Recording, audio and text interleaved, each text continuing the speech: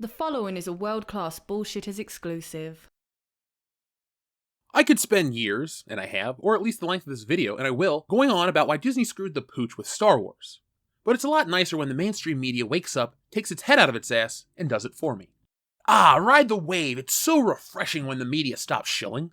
It's no secret that they, the media, will praise whatever new product comes out, just as long as someone's paying them. But once time runs out on whatever bullshit agreement they have, the truth comes out. See folks, you can only buy someone's opinion for so long. Since The Mandalorian dropped its major Luke Skywalker-shaped bombshell on us, Star Wars has not been the same. Hell, Star Wars hasn't been the same since The Mandalorian first debuted on Disney Plus back in 2019, because it was the first thing from Disney that hadn't sucked since Rogue One. We waited for 3 years for something decent from Disney Star Wars, and we finally got it. I'll spare you the history lesson of how Disney Star Wars got so bad, but long story short, fans didn't like the movies for many valid reasons. After fans expressed their distaste with these tasteless characters, the press began to defend Disney. Fans wouldn't stand for this and fought back. I guess we won because the same press that spent years calling us bigoted man-babies are now saying the exact same things we've been saying all along. How rude. Sorry, but The Phantom Menace is better than any Star Wars movie of the last decade. The Phantom Menace was called the most overhyped motion picture of the last decade upon its 1999 release. But the truth is that all the most recent Star Wars movies released by Disney deserve this title a lot more. That's not saying those films in the last 10 years have been terrible. Rogue One is excellent, and there are some great moments in Disney's sequel trilogy too. But George Lucas is Star Wars, and so too therefore is The Phantom Menace, far more than Disney's polished trilogy. The movie is also crucial to the wider context of the Star Wars universe, and sets things up that are now treasured by the Star Wars fandom, including a certain red-headed Sith wielding double-bladed lightsaber. It's no secret The Phantom Menace could probably use a good edit. It has pacing issues, the stilted dialogue the prequel movies are often criticized for is almost a part of the fabric of Star Wars by this point, and yes, Jar Jar Binks is kind of annoying, but not nearly as much as now widely accepted. There are other surface-level creases and an otherwise confident and assured start of a definitive new era of Star Wars with believable characters and clear plots. The 3 latest Disney movies, meanwhile, feel like a jumbled mess with no cohesion. It's obvious that the planning was poor, hence Rian Johnson's The Last Jedi abandoning all that came in J.J. Abrams' The Force Awakens. Then, when fans decided to voice their displeasure with Johnson's movie, Abrams was brought back on board for the grand finale of the Skywalker saga, The Rise of Skywalker, which essentially felt like 2 hours of retconning and jamming in plot and characters that were jarring and confusing. The flaw in Disney's Star Wars movies are not just creases, they're deep-rooted issues that undermine Star Wars as a whole. From Palpatine's return to Finn's non-existent character arc, to Rey's heritage and her sudden force-healing ability, plus the series' betrayal of Luke Skywalker.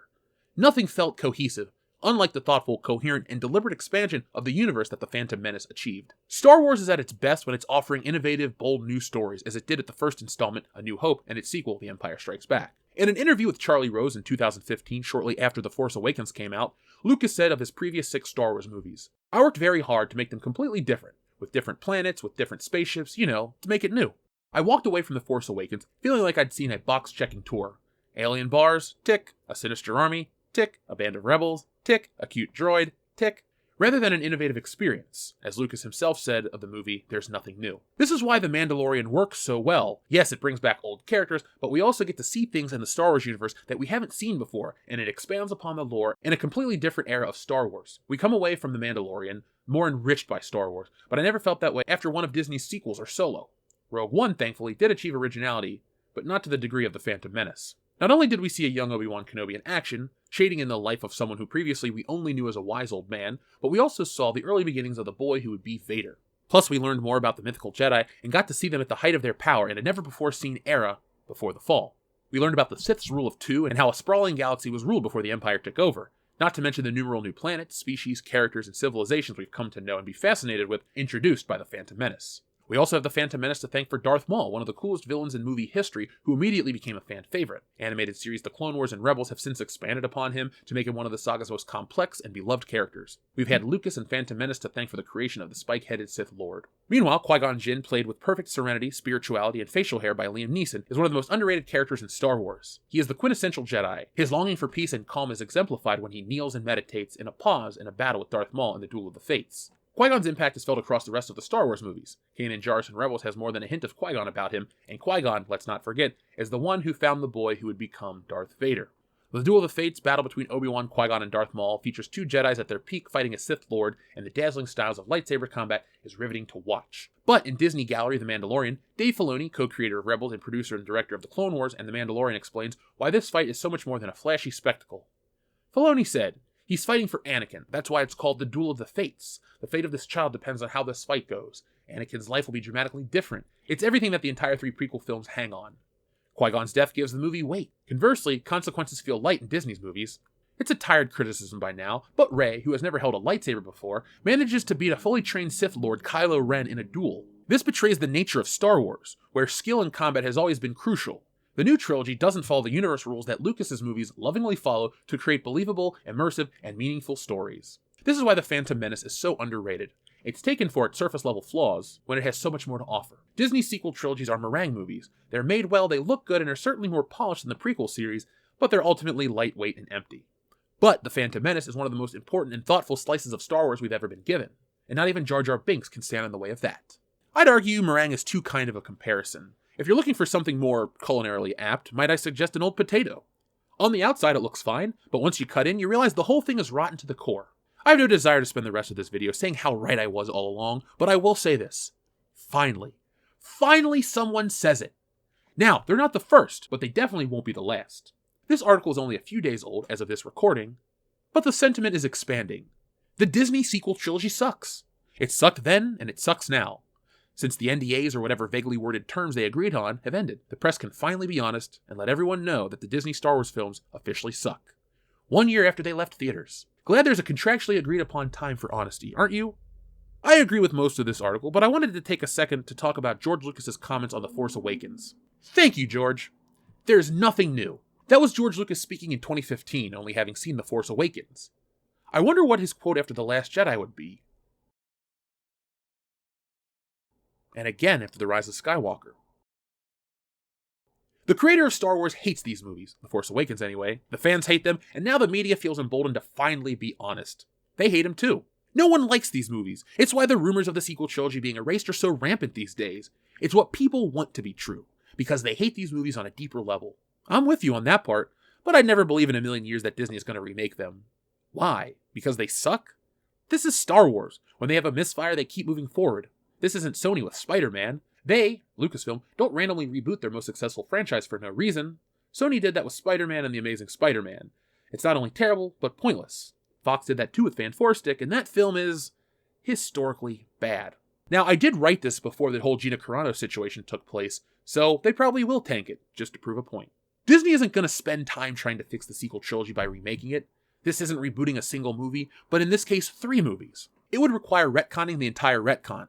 But part of that, The Mandalorian, is successful. So successful, in fact, that it has usurped Star Wars as the sequel trilogy came and went, and now the press is rallying against it. If the press is propagating it, it's the official story. The sequel trilogy is persona non grata. It damaged fans' trust, and Disney is quickly moving forward with The Mandalorian and its slew of Disney Plus series that all fit with the sequel trilogy. Even a Google search shows that Rangers of the New Republic is the show that follows up The Mandalorian, which itself discusses the formation of the New Order, the bad guys of the Disney sequel trilogy. It came from Jon Favreau, the guy responsible for the only quality stuff coming out of Disney Star Wars. Simply put, it's all connected. Which sucks, but it's now officially acceptable to make fun of the sequel trilogy, which is cool. So expect those shitty films to be laughed out of existence rather soon. It's weird reading an article praising The Phantom Menace over 20 years after it came out. Time has been kind to this film, because we know what Lucas was going for the entire time. Episode 2 was nothing to write home about, but with Episode 3 and the Clone Wars, Lucas immortalized the prequel trilogy. Was it perfect? Shit no, but it's light years ahead of the sequel trilogy, and even if the sequel trilogy didn't exist, I'd still have the same positive feelings towards the prequel trilogy, post-Clone Wars. We all know what Disney has planned for Star Wars. They can't stop making announcements telling us about the 42 new shows coming to Disney Plus next week, and oh boy, it's exciting. I'm not from the future, but something tells me we won't be reading articles about how secretly brilliant J.J. Abrams' Star Wars clone was, or how Rian Johnson wasn't a massive twat the entire time. Just some of the time. And we're never going to get that Rian Johnson trilogy either. I told you last time, but again, it just feels good to say it. When I read articles like this, I'm reminded of the film Zombieland and its rules for survival. This right here, folks, is a number 32 moment. Enjoy the little things. The tide has turned. The press, the media, and people in general are just opening their eyes to what we, the enlightened ones, knew all along. And it feels good. So go on, take that victory lap. Look to your fellow man and say, I told you so. And when they respond with, told me what? You just kind of walk away and realize they have no clue what the hell is going on or what you're talking about, but you'll know. And that's all that truly matters. So folks, what do you think about Yahoo just tearing apart the sequel trilogy? I find it refreshing. I also have said, episode 1 isn't as bad as I remember. In the grand scheme of things, I go episodes 4, 5, 6, 3, 1, 2. There's nothing else.